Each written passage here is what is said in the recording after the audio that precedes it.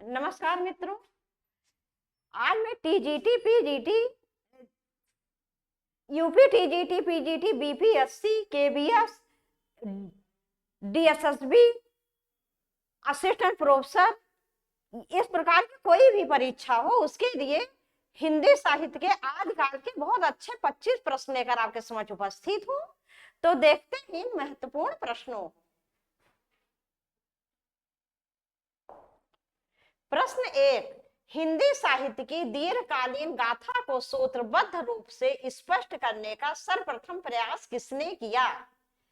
तो हिंदी साहित्य की जो दीर्घकालीन गाथा को जो सूत्रबद्ध रूप से स्पष्ट करने का सबसे पहला सर्वप्रथम प्रयास किसने किया, ये हमें देखना है। A Garcin de Tassy, B Karimuddin, C doctor Grierson, D Ramchandra Shukla. इसका विकल्प ए सही है। इसका विकल्प ए सही है।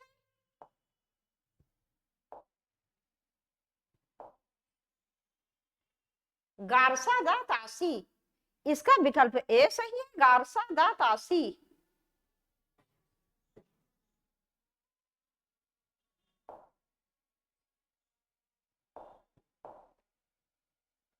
इसका विकल्प ए सही है। गारसा दा तासी। तो हिंदी साहित्य के दीर्घकालीन गाथा को सूत्रबद्ध रूप से स्पष्ट करने का सर्वप्रथम प्रयास किसने किया था? गारसा दा तासी जी ने किया था। और आप लोगों को पता होगा कि ये फ्रेंच विद्वान थे। कौन से विद्वान थे? फ्रेंच विद्वान थे, फ्रांस के रहने वाले थे। और इनके इतिहास ग्रंथ का नाम था इस्तवार द ला लिटरेट्यूर हिंदुस्तानी। क्या नाम था इनके इतिहास ग्रंथ का? इस्तवार द ला। इनके इतिहास ग्रंथ का नाम था, इनके इतिहास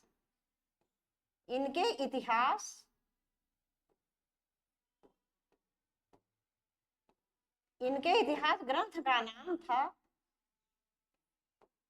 इनका इतिहास ग्रंथ क्या था?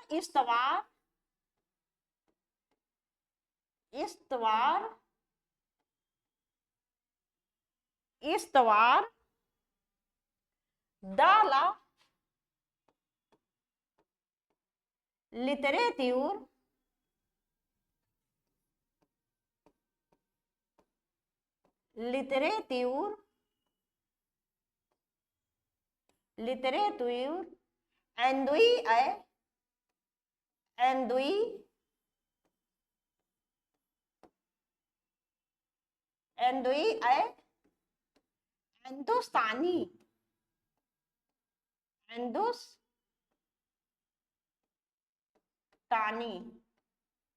हिंदुस्तानी। तो हिंदी साहित्य की दीर्घकालीन गाथा को सूत्रबद्ध रूप से स्पष्ट करने का सर्वप्रथम प्रयास किसने किया था? इसका विकल्प ए सही, गारसा दा तासी जी ने। इनके इतिहास ग्रंथ का नाम था इस्तवार दाला लिटरेट्यूर हिंदुस्तानी। ये किस भाषा में लिखा गया? फ्रेंच भाषा में लिखा गया था। ये कहाँ के रहने वाले थे? फ्रांस के रहने वाले थे। और इनका इतिहास ग्रंथ जो था इस्तवार दाला लिटरेट्यूर हिंदुस्तानी, इसके 2 संस्करण में ये विभाजित था। कितने संस्करणों में विभाजित? 2 संस्करणों में। पहले संस्करण के 2 भाग थे, दूसरे संस्करण के 3 भाग। पहले संस्करण के 2 भाग थे। तो पहला संस्करण का प्रथम भाग 1839 और प्रथम संस्करण का दूसरा भाग जो था वो 1847 में प्रकाशित हुआ था। मतलब इस्तवार दाला लिटरेट्यूर हिंदुस्तानी जो इनका ग्रंथ था वो 2 संस्करणों में विभक्त था। तो पहले संस्करण के 2 भाग थे और दूसरे संस्करण के 3 भाग। पहले संस्करण के 2 भाग थे। पहला भाग 1839 और दूसरा भाग 1847 में प्रकाशित हुआ था। और जो दूसरा भाग था, दूसरे संस्करण के 3 भाग थे। तो पहला और दूसरा भाग जो था वो 1870 और जो तीसरा भाग था वो 1871 में प्रकाशित हुआ था। और ये कहां से प्रकाशित हुआ था? The oriental society of Ireland से। कहां से प्रकाशित हुआ था ये? ये हुआ था ओरिएंटल ट्रांसलेशन कमेटी आयरलैंड। तो ओरिएंटल ट्रांसलेशन कमेटी आयरलैंड से यह प्रकाशित हुआ था। इसके 2 संस्करण थे, जो कि पहला भाग जिसका 2 भागों में और दूसरा संस्करण जो था वो 3 भागों में विभाजित था। अगला प्रश्न, प्रश्न 2 गार्सा दा तासी के ग्रंथ का नाम है।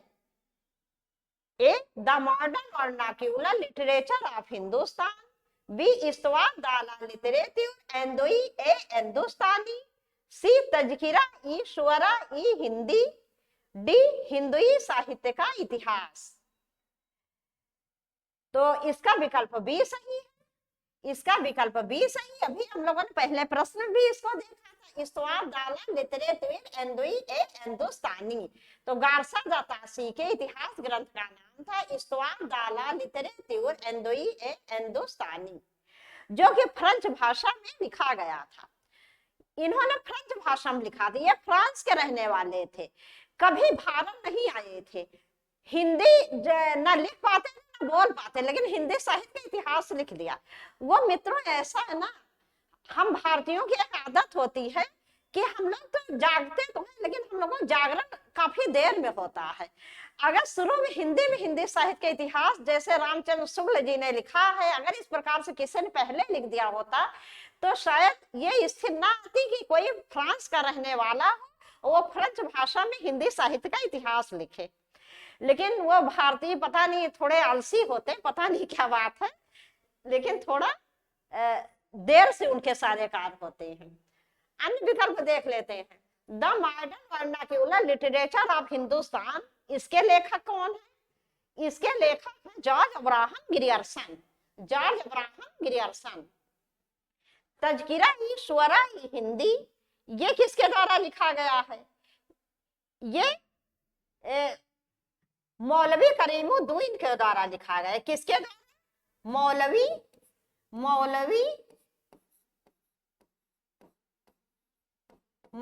करीमुद्दीन,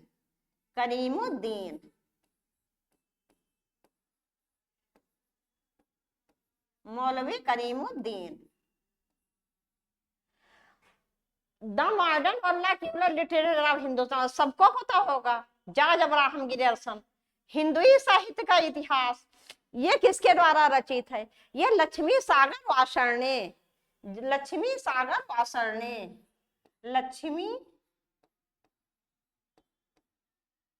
लक्ष्मी सागर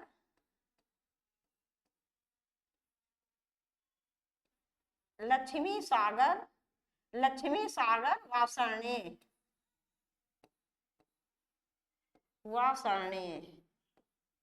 लक्ष्मी सागर वासरणे। तो हिंदुई साहित्य का इतिहास लक्ष्मी सागर वासरणे द्वारा रचित है। रचित क्या, इन दोनों लोगों ने जो गार्सा दा तासी द्वारा लिखित है इस्तवाद दाला लिटरेचर एंदोई हिंदुस्तानी, उसका अनुवाद किया है। और the modern vernacular literature of Hindustan, ये तो सब लोग जानते ही होंगे, जॉर्ज अब्राहम ग्रियर्सन द्वारा रचित है। अगला प्रश्न, प्रश्न 3 इस्तवाद दाला लिटरेचर एंदोई हिंदुस्तानी ग्रंथ किस भाषा में लिखा गया? ए हिंदी, बी अंग्रेजी, सी फ्रेंच, डी उर्दू। इसका विकल्प सी सही है, फ्रेंच। जैसा कि मैंने अभी पहले भी बताया है कि इस्तवाद दाला लिटरेचर एंदोई हिंदुस्तानी ग्रंथ फ्रेंच भाषा में लिखा गया था, गार्सा दा तासी जी द्वारा लिखा गया था, जो फ्रेंच भाषा के विद्वान थे और फ्रांस के रहने वाले थे। अगला प्रश्न, प्रश्न 4 तबकात सुअरा के लेखक हैं। ए इंशाअल्लाह खान, बी अमीर खुसरो, सी नूर मोहम्मद, डी मौलवी करीमुद्दीन। इसका विकल्प डी सही, मौलवी करीमुद्दीन। तो तबकात सुअरा के लेखक है मौलवी करीमुद्दीन, मौलवी करीमुद्दीन। इसका एक नाम और तजकिरा ई शुअरा ई हिंदी। इसका दूसरा नाम क्या है इस ग्रंथ का? तजकिरा ई शुअरा ई हिंदी। तजकिरा, इसका उपनाम क्या? तजकिरा ई शुअरा ई हिंदी। इसका उपनाम क्या है इस ग्रंथ का? उपनाम तजकिरा तजकिरा तजकिरा ई तजकिरा ई शुअरा तजकिरा ई शुअरा तजकिरा ई शुअरा ई हिंदी तजकिरा ई शुअरा ई हिंदी। तो तबका शुअरा के लेखक कौन है? मौलवी करीमुद्दीन। और इस ग्रंथ का उपनाम क्या है? तजकिरा ई शुअरा ई हिंदी, ये इसका इस ग्रंथ का उपनाम है। अगला प्रश्न, प्रश्न 5, निम्नलिखित में से किस ग्रंथ को अंग्रेजी में उर्दू कवियों का इतिहास और उर्दू में हिंदी शायरी का तजकिरा कहा गया है? तजकिरा होना चाहिए, यहाँ तजकिरा होगा ये या नहीं होगा? तजकिरा कहा गया। ए इस्तवा दाला लिटरेचर एंदुई ए Hindustani, B the modern vernacular literature of Hindustan, C Tazkira e Shuara e Hindi, D Hindui साहित्य का इतिहास। इसका विकल्प सी सही है, तजकिरा ए स्वरा ई हिंदी। इसको अंग्रेजी में उर्दू कवियों का इतिहास इसलिए कहा गया, इसमें उर्दू कवियों की संख्या बहुत अधिक थी और उर्दू में हिंदी शायरी का तजकिरा कहा गया है, क्योंकि शायरी इसमें बहुत ज्यादा है, इसीलिए इसको हिंदी शायरी का तजकिरा कहा गया है। अगला प्रश्न, प्रश्न 6, हिंदी साहित्य इतिहास की नींव का पत्थर किसे माना गया है? The modern vernacular literature of Hindustan, B इस्तवा दाला लिटरेचर एंदुई ए हिंदुस्तानी, सी शिव सिंह सरोज, डी मिश्रबंधु विनोद। इसका विकल्प ए सही है, the modern vernacular literature of Hindustan. Hindi साहित्य इतिहास की नींव का पत्थर the modern vernacular literature of Hindustan को कहा गया है।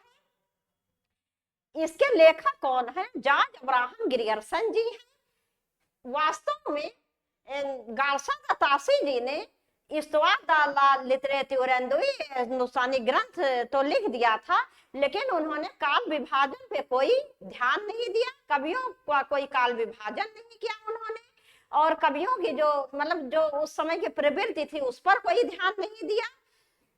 बस केवल समझ लो उन्होंने बस केवल इतिहास लिख दिया है, बाकी उसका कोई मतलब नहीं था। उन्होंने वर्णन क्रम पद्धति में इतिहास लिख दिया था कि चाहे किसी कवि ने रचना जब की हो, लेकिन वर्णमाला के अक्षरों के अनुसार लिखा था, इसीलिए उनके उस ग्रंथ का कोई विशेष महत्व नहीं रहा है। जो the modern vernacular literature of Hindustan जो था जॉर्ज अब्राहम ग्रियर्सन द्वारा रचित, तो इसमें कवियों के कालक्रम को निर्धारित किया गया है, 11 भागों में उसको पूरा बांटा गया है कालक्रम को। इसके अतिरिक्त जो कवियों की प्रवृत्ति थी, काव्य की प्रवृत्ति, उस पर विशेष ध्यान दिया गया है। और ये जो है विधेयवादी पद्धति इन्होंने अपनाई है, आंशिक रूप से अपनाई लेकिन अपनाई है। तो इसीलिए इस the modern vernacular literature of Hindustan का बहुत महत्व है। और यदि वास्तव में देखा जाए तो हिंदी साहित्य इतिहास की नींव का पत्थर यही ग्रंथ है, the modern vernacular literature of Hindustan. यदि ये ग्रंथ ना लिखा गया होता तो शायद रामचंद्र शुक्ल जी ने जो हिंदी साहित्य का इतिहास लिखा है वो भी इतनी अच्छी तरह मतलब काफी कुछ इन्होंने इस ग्रंथ से प्रेरणा ली है। तो इसीलिए वास्तविक रूप से हिंदी साहित्य इतिहास के नींव का पत्थर the modern vernacular literature of Hindustan को माना जाता है। अगला प्रश्न, प्रश्न 7, हिंदी साहित्य का प्रथम इतिहास ग्रंथ माना गया है? ए इस्तवा दाला लिटरेचर एंदुई ए Hindustani, Garcin de Tassy, B the modern vernacular literature of Hindustan Grierson, C Hindi साहित्य का इतिहास आचार्य रामचंद्र शुक्ल, डी शिव सिंह सरोज शिव सिंह सेगर। इसका विकल्प ए सही है, इस्तवा दाला लिटरेचर एंदुई ए हिंदुस्तानी, गार्सा दातासी। इसमें मित्रों कोई संदेह नहीं है कि हिंदी साहित्य का प्रथम इतिहास इस्तवा दाला लिटरेचर एंदुई ए हिंदुस्तानी था, जिसे गार्सा दातासी जी ने लिखा था। डॉक्टर नलिन बिलोचन शर्मा ने भी का भी यह कथन है कि निर्विवाद है कि गारसा दातासी जो था वो हिंदी का प्रथम हिंदी साहित्य इतिहास ग्रंथ का पहला लेखक था। तो इसलिए इस्तवा दाला लिटरेचर हिंदुस्तानी जो गारसा दातासी द्वारा रचित है, यही हिंदी साहित्य का प्रथम इतिहास ग्रंथ है। अगला प्रश्न, प्रश्न 8, हिंदी कवियों का प्रथम वृत्त संग्रहकार कौन है? A Garcin de Tassy, B Karimuddin, C Shiv Singh Sengar, D doctor Grierson. इसका विकल्प सी सही, शिव सिंह सेगर। शिव सिंह सेगर हिंदी कवियों के प्रथम वृत्त संग्रहकार हैं और ये सबसे पहले इनको हिंदी कवियों का प्रथम वृत्त संग्रहकार आचार्य रामचंद्र शुक्ल जी ने माना है। अगला प्रश्न, प्रश्न 9, हिंदी साहित्य इतिहास लेखन में सबसे पहले काल विभाजन, प्रवृत्ति निरूपण और मूल्यांकन किसने किया? ए Garcin de Tassy, B Shiv Singh सेगर, सी Ramchandra Shukla, D doctor Grierson. इसका विकल्प डी सही है, डॉक्टर ग्रियर्सन। डॉक्टर ग्रियर्सन जी ने जो है वही हिंदी साहित्य लेखन में सबसे पहले काल विभाजन किया इन्होंने और हिंदी साहित्य के इतिहास को 11 भागों में विभाजित किया। सबसे पहले प्रवृत्ति निरूपण भी इन्हीं ने किया और इन्होंने ही सबसे पहले आंशिक रूप से ही सही लेकिन विधेयवादी पद्धति भी इन्हीं ने अपनाई है। वैसे विधेयवादी पद्धति के जनक तो माने जाते हैं आचार्य रामचंद्र शुक्ल ने, लेकिन सूक्ष्म रूप से देखा जाए तो रामचंद्र शुक्ल नहीं बल्कि डॉक्टर ग्रियर्सन जी हैं विधेयवादी पद्धति के जनक। अगला प्रश्न, प्रश्न 10, एशियाटिक सोसाइटी ऑफ बंगाल की पत्रिका के विशेषांक सन 1888 में किस ग्रंथ का प्रकाशन हुआ था? ए डॉक्टर ग्रियर्सन कृत modern vernacular literature of Hindustan, B Acharya Ram Shukla कृत हिंदी साहित्य का इतिहास, सी डॉक्टर गणपति गुप्त कृत हिंदी साहित्य का वैज्ञानिक इतिहास, डी डॉक्टर राम कुमार वर्मा कृत हिंदी साहित्य का आलोचनात्मक इतिहास। इसका विकल्प ए सही है, डॉक्टर ग्रियर्सन कृत modern vernacular literature of Hindustan. Asiatic Society of Bengal की पत्रिका के विशेषांक के रूप में सन 1888 में the modern vernacular literature of Hindustan का प्रकाशन हुआ था। अगला प्रश्न, हाँ, और ये किस भाषा में लिखा गया? अंग्रेजी भाषा में। अगला प्रश्न, प्रश्न 11, the modern vernacular literature of Hindustan को हिंदी का प्रथम साहित्य इतिहास ग्रंथ किसने माना है? ए डॉक्टर गणपति चंद्र गुप्त, बी डॉक्टर किशोरी लाल गुप्त, सी आचार्य रामचंद्र शुक्ल, डी डॉक्टर लक्ष्मी सागर वासरणे। डॉक्टर लक्ष्मी सागर वासरणे। इसका विकल्प बी सही, डॉक्टर किशोरी लाल गुप्त। डॉक्टर किशोरी लाल गुप्त। डॉक्टर किशोरी लाल गुप्त जी ने the modern vernacular literature of Hindustan को हिंदी का प्रथम साहित्य इतिहास ग्रंथ माना है। उन्होंने इसीलिए इसको पहला ग्रंथ माना होगा क्यों काल विभाजन, प्रवृत्ति निरूपण ये सब तो सबसे पहले इसी में हुआ था। अगला प्रश्न, प्रश्न 12, हिंदी साहित्य के इतिहास का प्रस्थान बिंदु किसे कहा गया है? A modern vernacular literature of Hindustan, B Mishra Bandhu Vinod, C Shiv Singh Saroj, D Hindi साहित्य का इतिहास आचार्य शुक्ल। आचार्य शुक्ल। इसका विकल्प सी सही, शिव सिंह सरोज। शिव सिंह सरोज जो शिव सिंह सेगर द्वारा रचित है उसे हिंदी साहित्य के इतिहास का प्रस्थान बिंदु माना जाता है।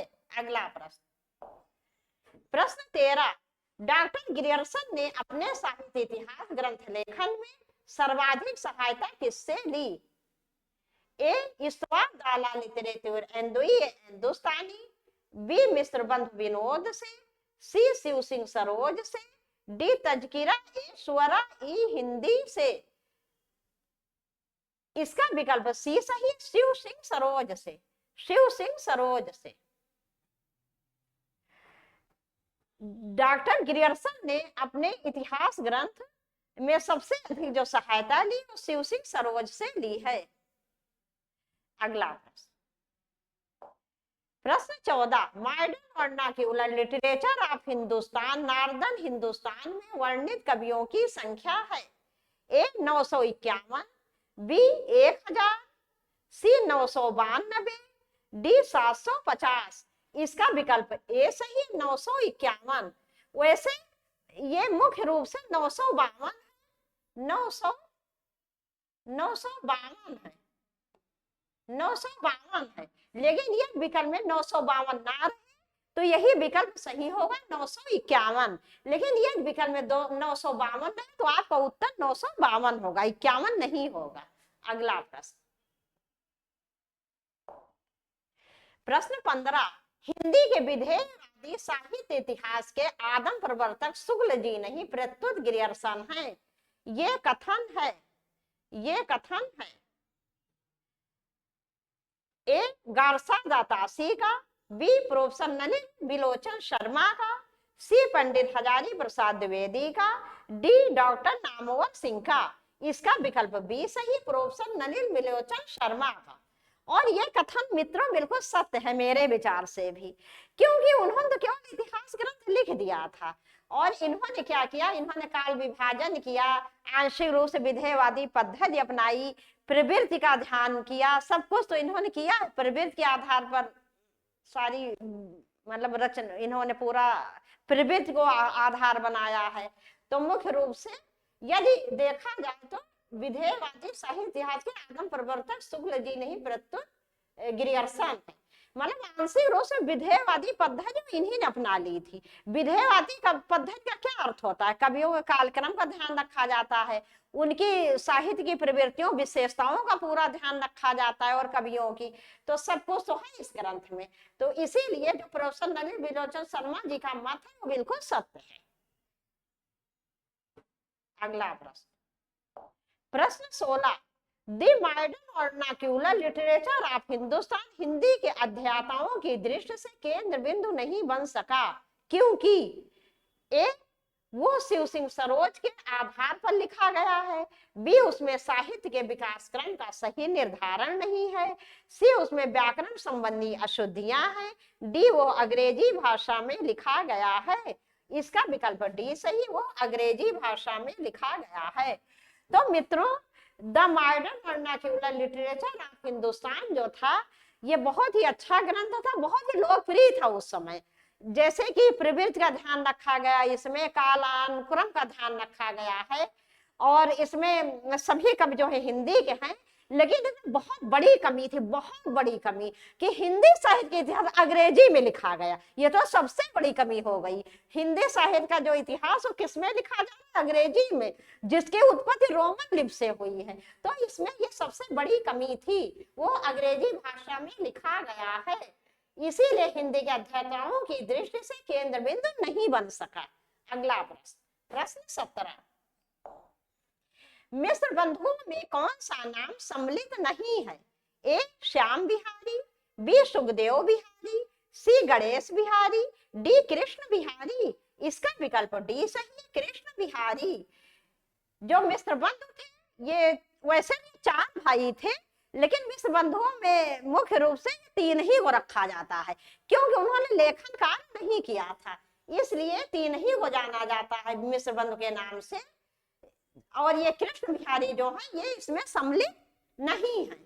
और इनका जो ये क्रम है, जैसे ये इनका क्रम क्या है,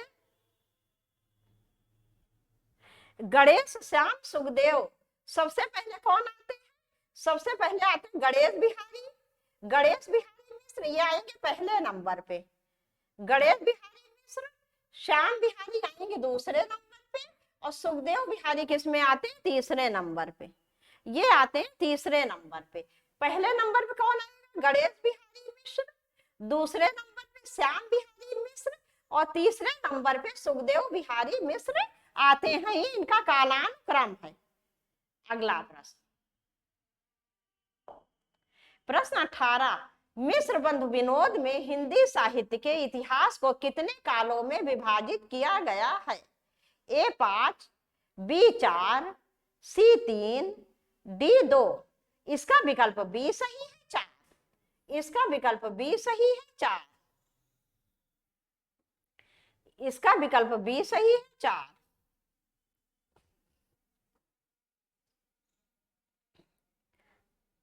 इसको कितने भागों में बांटा गया था? 4 भागों में। इसको जो है 4 भागों में बांटा गया था। पहले भाग का प्रकाशन कब हुआ था? पहले भाग का प्रकाशन हुआ था, नहीं, इसमें 3 भागों का प्रकाशन एक बार हुआ था, और जो चौथा भाग था उसका प्रकाशन अलग हुआ था। तो इसका प्रकाशन हुआ था 1913 में। हाँ, इसको जो है इसके 3 भाग प्रकाशित हुए थे। 3 भागों का प्रकाशन, 3 भागों का प्रकाशन, 3 भागों का प्रकाशन कब हुआ था? 1913 में, 1913 ईस्वी, 1913 ईस्वी। और चौथे भाग का प्रकाशन, चौथे भाग का प्रकाशन, चौथे भाग का प्रकाशन कब हुआ था? 1934 ईस्वी। तो मिश्र बंद विनोद हिंदी साहित्य के इतिहास को कितने कालों में विभाजित किया गया? 4 कालों में। 4 काल या 4 भाग जो है, तो 3 भागों 3 कालों का प्रकाशन कब हुआ था? 1913 ईस्वी में। और चौथे भाग का प्रकाशन हुआ था 1934 ईस्वी में। अगला प्रश्न, प्रश्न 19, हिंदी नवरत्न के लेखक हैं? ए शिव सिंह सेगर, बी मिश्र बंद, सी वियोगी हरि, डी श्याम सुंदर दास। इसका विकल्प बी सही है, मिश्र बंद। इसका विकल्प बी सही है, मिश्र बंद। इसमें कितने कवि रखे गए थे? 9 कवि। कौन कौन से? तुलसी, गोस्वामी तुलसीदास जी, मैं केवल तुलसीदास जी लिख दे रही हूं। तुलसीदास जी कौन थे? ये पहले थे। इसके बाद सूरदास जी, सूरदास जी, सूरदास जी हो गए दूसरे, सूरदास जी। उसके बाद देव, जिनका पूरा नाम है देवदत्त, देव कवि, देव कवि, देव कवि हो गए। उसके बाद बिहारी लाल, बिहारी लाल जी, जो रिद्ध सिद्ध काव्य धारा के सर्वश्रेष्ठ कवि हैं। बिहारी लाल, बिहारी लाल जी हो गए, बिहारी लाल जी हो गए। उसके बाद त्रिपाठी बंधु हो गए, त्रिपाठी बंधु, त्रिपाठी बंधु, त्रिपाठी बंधु, त्रिपाठी बंधु। त्रिपाठी बंधुओं में कौन आते हैं मित्रों? तो ये तो आपको पता होगा, ना पता हो जान लो, भूषण और मतिराम। भूषण, त्रिपाठी बंधु में कौन आते हैं? भूषण और मतिराम, भूषण और मतिराम, ये त्रिपाठी बंधु में आते हैं। ये भी प्रश्न आपसे पूछा जा सकता है कि त्रिपाठी बंधु में कौन कौन शामिल है? तो भूषण और मतिराम जी शामिल हैं।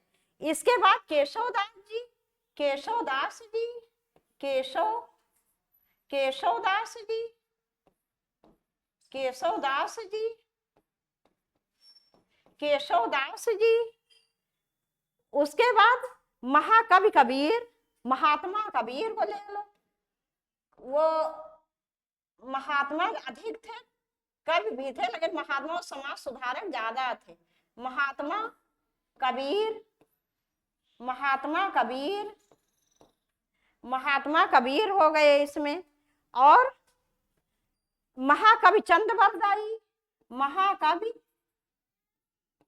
महाकवि चंद्रवरदाई,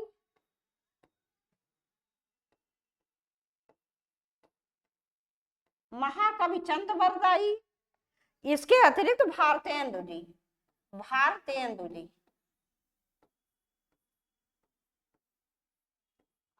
भारतेंदु जी। वही भारतेंदु हरिश्चंद्र। इतना तो सब लोग जानते हैं, टीजीटी पीजीटी के एग्जाम दे रहे हैं।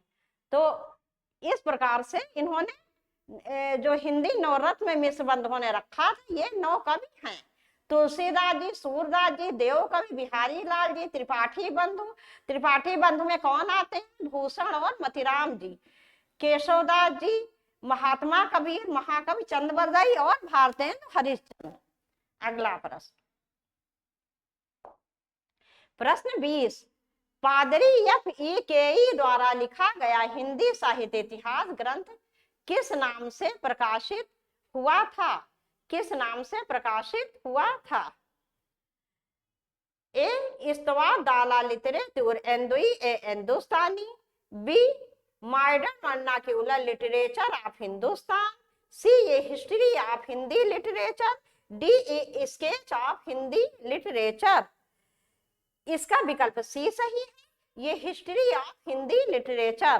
तो ये हिस्ट्री ऑफ हिंदी लिटरेचर के नाम से प्रसिद्ध हुआ था। इसके अतिरिक्त ये स्केच ऑफ हिंदी लिटरेचर किसने लिखा है? ये लिखा पादरी एडिसन ग्रीव्ज। किसने लिखा? पादरी। ये किसके द्वारा लिखा गया है? पादरी पादरी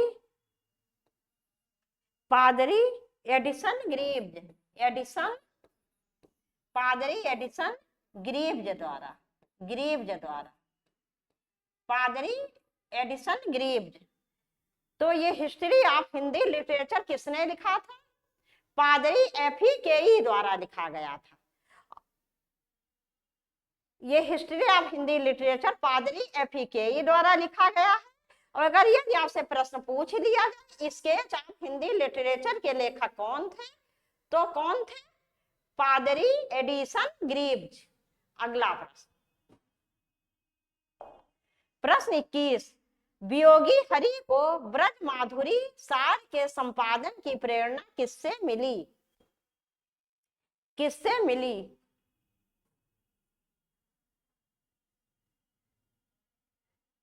ए पंडित राधाचरण गोस्वामी, बी परमानंद दास, सी छेद स्वामी, डी सूरदास।